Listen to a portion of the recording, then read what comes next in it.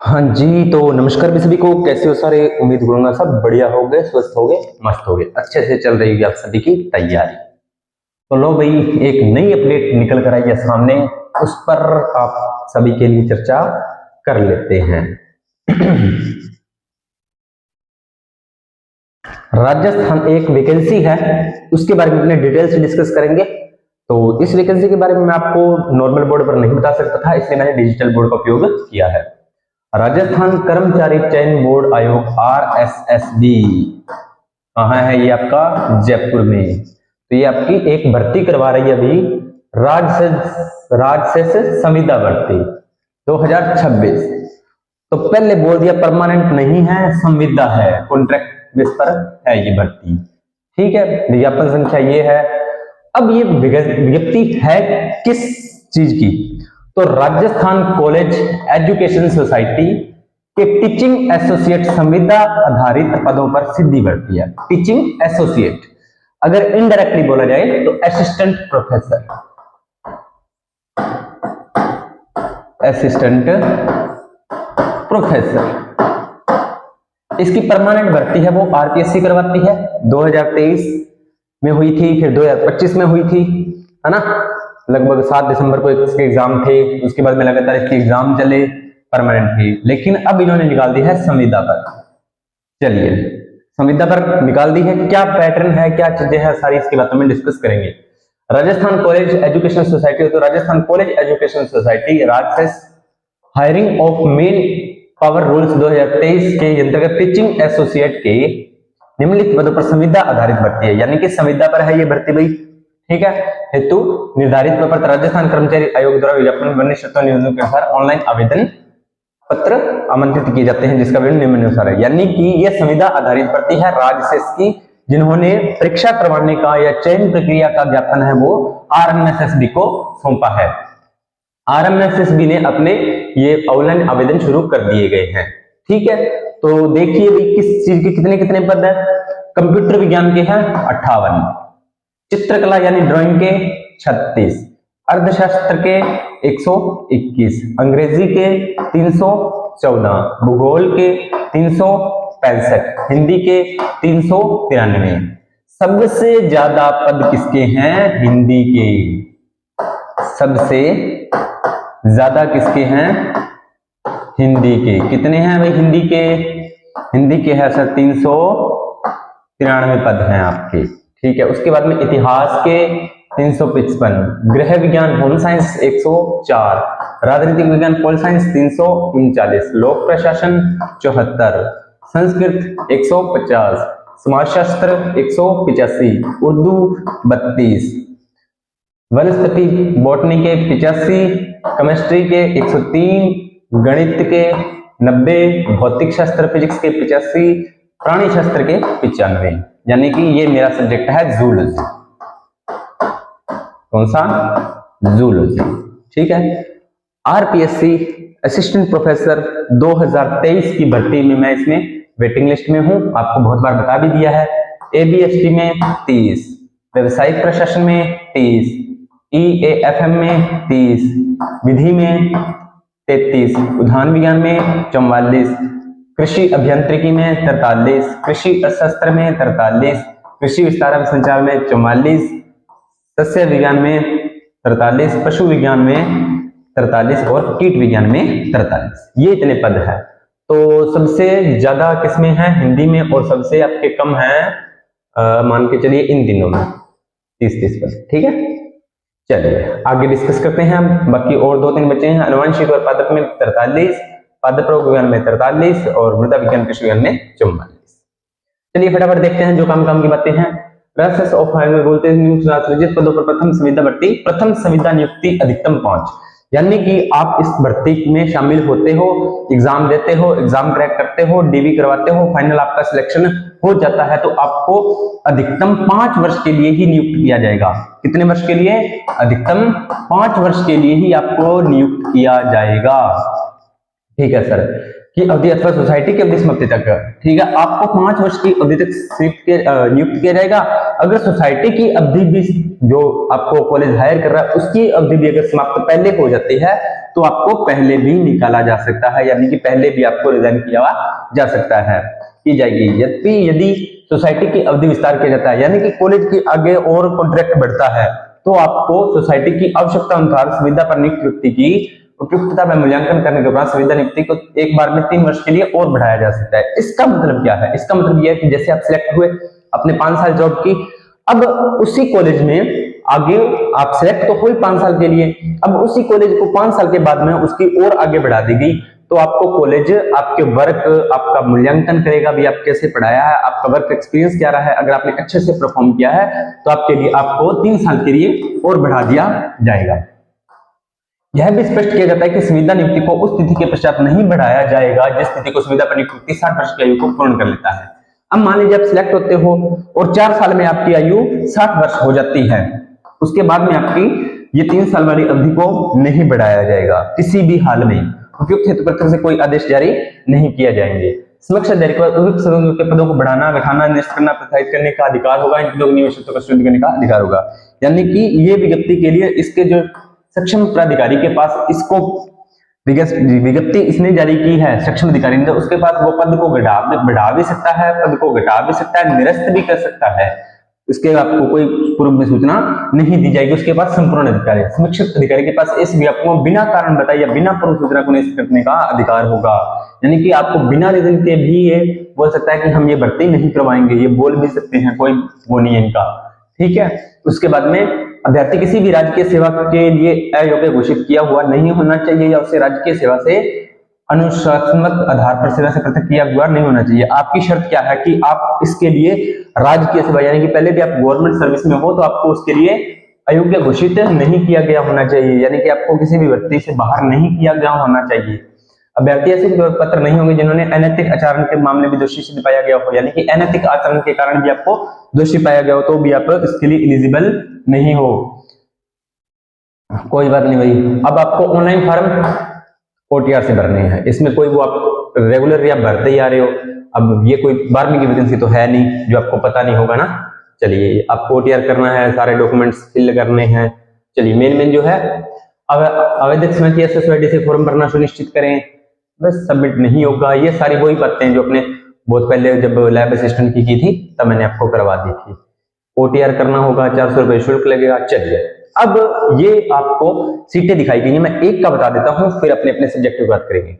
ये है, आप PDF डाउनलोड कर लेना, साइट से मिल जाएगी आपको। टीचिंग एसोसिएट अलग अलग, सबसे पहले कंप्यूटर विज्ञान है, तो कंप्यूटर विज्ञान में किसकी कितनी सीटें हैं वो देखते हैं। कंप्यूटर विज्ञान में कुल पद कितने हैं? कंप्यूटर विज्ञान में कुल पद कितने हैं? 58। कितने हैं? 58। तो सामान्य कैटेगरी में पुरुष के 17, महिला के 5, विधवा के 2 और परिवक्ता यानी कि तलाकशुदा के 0। उसके बाद में SC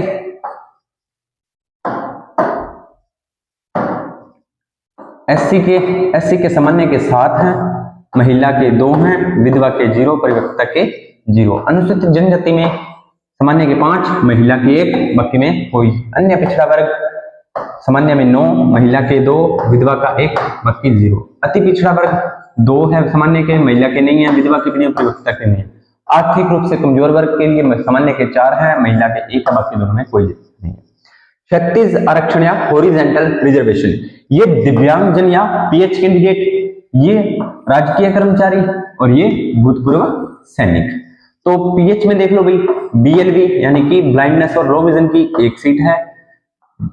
जो हायरिंग डेप्थ और हायरिंग वाले हैं उनकी भी 1 सीट है। LDCP की 1 है, बाकी की कोई सीट नहीं है। इसमें भी कुछ नहीं है। भूतपूर्व सैनिक में जनरल की 1, बाकी खाली। इस तरीके से आप सभी सीटें देख सकते हो। चलिए ये फटाफट आप हर की मैं नहीं करवा सकता ना आपको भी कहां पर कितनी सीटें हैं, बाकी फिर भी अगर आपको एक चीज बताता हूं, अगर आप इस वीडियो को देख रहे हो तो आप अपनी कैटेगरी, अगर आपको सीटें नहीं समझ में आ रही है कि सर हमारी कितनी सीटें हैं या हमारी कितनी सीटें हैं, तो आप कमेंट सेक्शन में डाल देना कि सर हम इस कैटेगरी से हूं और ये मेरा सब्जेक्ट है, मुझे बता दीजिए मेरी कितनी सीटें हैं, तो मैं आपको उसमें बता दूंगा। ठीक है, चलिए अब फटाफट आगे चलते हैं। राजनीतिक विज्ञान की सेम टू सेम इसी टाइप से सीटें बनी हुई है। एक है आपका हॉरिजेंटल आरक्षण और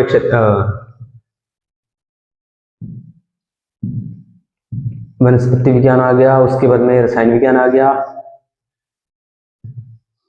गणित आ गया, भौतिक शास्त्र आ गया, प्राणी शास्त्र। चलो जी, अब मेरा सब्जेक्ट है अपने प्राणी शास्त्र, जूलॉजी से हैं, बायोलॉजी चैनल पर अपनी जूलॉजी मिल रही है तो उस पर थोड़ी सी चर्चा कर लेते हैं। तो जूलॉजी की टोटल सीट कितनी है? 95। सामान्य में पुरुष की 26, महिला की 7, विधवा की 3, परिवक्ता की 0। अनुसूचित जाति में 11, महिला की 3, विधवा की 1, इसकी 0। अनुसूचित जनजाति में 8, 2, विधवा की 1, 0। अन्य पिछड़ा वर्ग में सामान्य की 14, महिला की 5, विधवा की 1, बाकी 0। अति पिछड़ा वर्ग में सामान्य की 3, महिला की 1, बाकी 0। आर्थिक रूप से 7, 2, 0, 0। हॉरिजेंटल में देख लो भाई, बीएलवी की 1, डेफ की 1, एलडीसीपी की 1, इसकी जो ऑल जितनी भी डिसेबिलिटी होती है उसकी 1, और इसमें कोई सीट नहीं है। भूतपूर्व सैनिक में जनरल की 1, एससी की 0, एसटी की 0, ओबीसी की 1, एमबीसी की 0, ईडब्ल्यूसी की 0। चलिए, ये हो गया आपके सीटों के बारे में मैंने आपको बता दिया, पर कहां पर कितनी कितनी सीट है। तो अपनी कैटेगरी में ही आप फाइट करोगे तो ही आपका सिलेक्शन होगा। ठीक है, चलिए आगे देखते हैं। ये अपनी सारी वैकेंसीज आ चुकी हैं।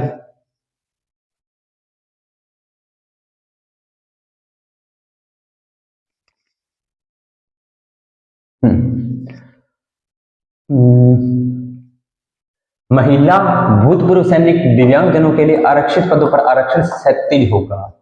ठीक है, पदों की संख्या परिणाम से पूर्व तक कमी या बढ़ोतरी करने का।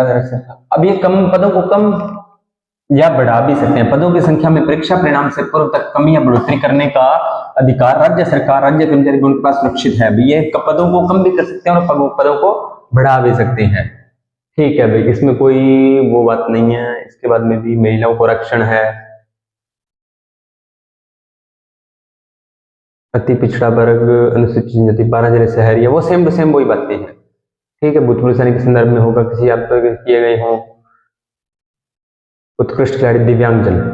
अब देखो, दिव्यांगजनों को मैंने आपको बताइए कि मैं पीएच कैंडिडेट की आपको पूरी जानकारी देता हूं, तो उस पर बताते हैं। राजस्थान दिव्यांगजन अधिकार नियम 2018 यथा संशोधित के अनुसार निम्नलिखित श्रेणी के दिव्यांगजन श्रेणियों को ही आरक्षण का लाभ दिया होगा। बस इन कैटेगरी से हो तो ही आपको आरक्षण का लाभ मिलेगा। तो पहली कौन सी है? BLV। बी का मतलब ब्लाइंडनेस और LV का मतलब लो विजन। तो इसको आरक्षण 1% मिलता है। Deaf and hear hard hearing, ठीक है, उसका भी 1% आरक्षण मिलेगा। LDCP यानी कि locomotor disability including cerebral palsy, leprosy, crude Dawson, acid visions and muscular disability, इसको भी 1%। उसके बाद में अनदर डिसेबिलिटी जितनी भी है, मेंटल लेंस, इसको भी 1%। ये सारी डिसेबिलिटी इसमें आ गई, मल्टीपल डिसेबिलिटी इसमें आ गई, सभी को 1-1% का आरक्षण मिलेगा। दिव्यांगजन के लिए दर्शाए गए आरक्षण पदों का आरक्षण भी 36 रूप से, अर्थात अभ्यर्थी जिस वर्ग, सामान्य वर्ग, जाति, पिछड़ा वर्ग है, आर्थिक रूप से कमजोर वर्ग आदि का होगा, उसी वर्ग के अंतर्गत समायोजित किया जाएगा। इसका मतलब ये है कि जैसे आप ब्लाइंड कैसे कैटेगरी से हो, आपकी पीएच कैटेगरी तो ब्लाइंड है, ठीक है, लेकिन आप SC से हो, ST से हो, OBC हो, जिस कैटेगरी से हो उसमें आपको क्षैतिज आरक्षण, उसी में ही अपनी ही कैटेगरी में आपको आरक्षण दिया जाएगा। राजस्थान दिव्यांगजन अधिकार यहाँ पर किसी व्यक्ति कोई बैच वर्ग दिव्यांगजन की उपलब्धता के कारण किसी अन्य से भरी नहीं जा सकती तो अतिरिक्त आगामी भर्ती अग्रेत की जाएगी, यानी कि आपकी सीट आप पर ही रहेगी। चलिए, दिव्यांगजन आवेदक और यथार्थ करने दिव्यांग श्रेणी विशेष दिव्यांगजन प्रमाण पत्र इस भर्ती के आवेदन करने से अंतिम तिथि से पूर्व प्रस्तुत करना होगा। आवेदन ऑनलाइन से भरे जाने वाले पत्र की सूचना को स्वीकार किया जाए। इसके अन्य दिव्यांग प्रमाण पत्र में सूचना मान्य नहीं होगी, ऐसे विद्यार्थियों को पत्र या डिबार किया जाएगा। आपके पास जो ओरिजिनल है या जो स्टेट गवर्नमेंट UDID कार्ड, ये सभी डॉक्यूमेंट आपका UDID कार्ड वाला है तो ही आपको इसमें पत्र किया जाएगा। अगर आपने कोई अनदर में डिसेबिलिटी सर्टिफिकेट लगाया तो आपको यहां से डिबार भी कर दिया जा सकता है।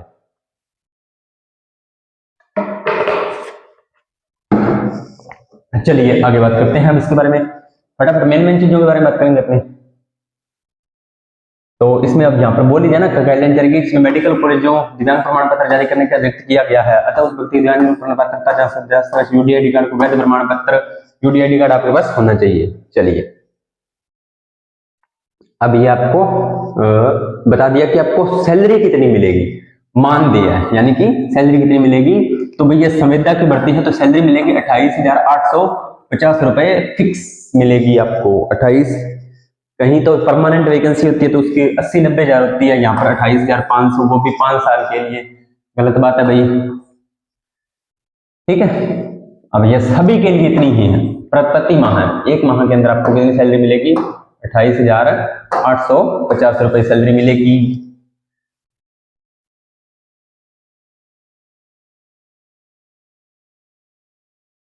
बस इन्होंने बोला फिक्स रिक्वायरमेंट आपको इतना ही मिलेगा बस, और कोई खास बात इन्होंने नहीं बताई है। पात्रता शैक्षणिक योग्यता आपके पास होनी क्या क्या चाहिए, नेम ऑफ फंक्शनल पोस्ट, दो प्रोफेशनल डॉक्यूमेंट्स, चार।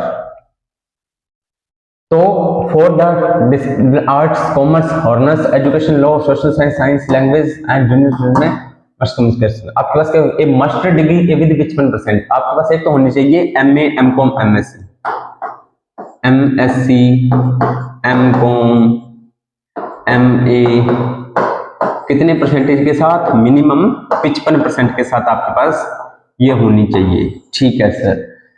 Marks on the include grade in point scale boarding system to follow the requirement of subject on India University and degree on according to university। दूसरा है आपके पास क्या होने चाहिए, basic feelings to या about qualified candidate must have to conduct national eligibility test, यानी कि net, UGC, CSIR आपके पास होना चाहिए। UGC लाइक स्लैट, सेट भी आपके अगर इसमें भी है तो आपका ये होना चाहिए। मोस्टली आपके पास नेट, स्लैट और सेट की डिग्री होनी चाहिए। PhD है तो भी आप कर सकते हो, उसमें कोई दिक्कत नहीं है, ठीक है। वही बात, इसमें 55% होने चाहिए मेनली, और ये इन्होंने बताई दी आपके पास ये चीजें होनी चाहिए। और क्या होना चाहिए, देवनागरी हिंदी का कार्य करने का ज्ञान होना चाहिए, राजस्थान की जनरल इंफॉर्मेशन होनी चाहिए, और OTR हो गया, अन्य स्वास्थ्य आपका सही होना चाहिए, चरित्र आपका सही होना चाहिए, राष्ट्रीयता आपकी आयु आपको बताई दी है कि 21 वर्ष आयु प्राप्त कर चुका हो, मिनिमम 21 वर्ष होनी चाहिए, और अधिकतम आपकी 40 वर्ष होनी चाहिए। कितनी, न्यूनतम आयु कितनी होनी चाहिए, न्यूनतम आयु 21 वर्ष और अधिकतम आयु आपकी होनी चाहिए 40 वर्ष होनी चाहिए, ठीक है। और आपको 5 कैटेगरी के अनुसार आपको रिलेक्शन से भी मिल सकता है। परीक्षा आयोजन, ठीक है, लो जी परीक्षा आयोजन पर देख लेते हैं। अब इन्होंने बता दिया कि ऑनलाइन आवेदन 5/5 से दिनांक 3/6 तक रात्रि 12 बजे तक भरे जाएंगे। लो जी, ऑनलाइन आवेदन करने कब, 5 मई को आपके आवेदन शुरू हो चुके हैं, और कब तक भरे जाएंगे, तो ये 3 जून तक आपके ऑनलाइन आवेदन भरे जाएंगे, ठीक है। बोर्ड संविदा आधारित परीक्षा संभावित माह, अगस्त में आपकी परीक्षा हो सकती है, सितंबर में हो सकती है, अक्टूबर में हो सकती है। CBT टेस्ट होगा भाई, लो जी, कंप्यूटर आधारित परीक्षा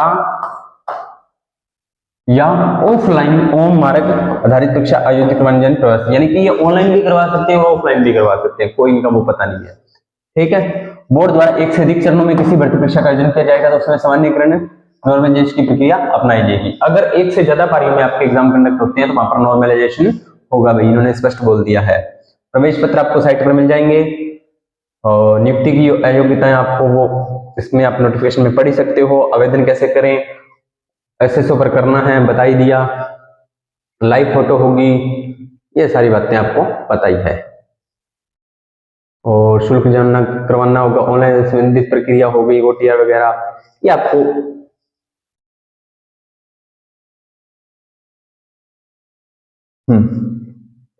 ये आपकी आगे की प्रोसेस है भाई, ये आपको कैसे क्या करना है। विधवा श्रेणी के लिए और विशेष दिव्यांग जनों के लिए देखते हैं।